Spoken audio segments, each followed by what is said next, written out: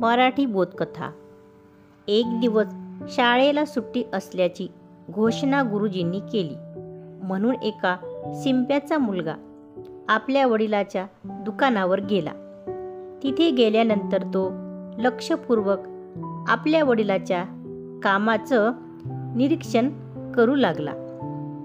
त्याने पाहिले की त्याचे वडील कैचीने कपडे कापतात व कैचीला पायाखाली दाबून ठेवतात व नंतर सुईने कापलेले कपडे शिवायचे व नंतर सुईला आपल्या टोपीला टोचून ठेवायचे.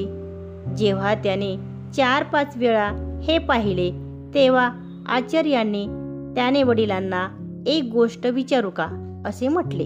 वडिलांनी होकार देताच तो म्हणाला, बाबा, तुम्ही जेव्हा ही कपडा कापता तेव्हा कैची पायाखाली ठेवता व सुईने जेव्हा कपडा शिवता तेव्हा सुई टोपीला लावता, असं का? याचे उत्तर त्याच्या वडिलांनी 2 ओळीत दिले.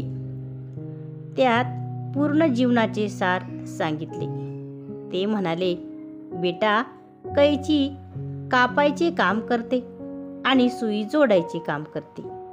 कापणाऱ्याची जागा नेहमी खाली असते तर जोडणाऱ्याची जागा नेहमी वर असते.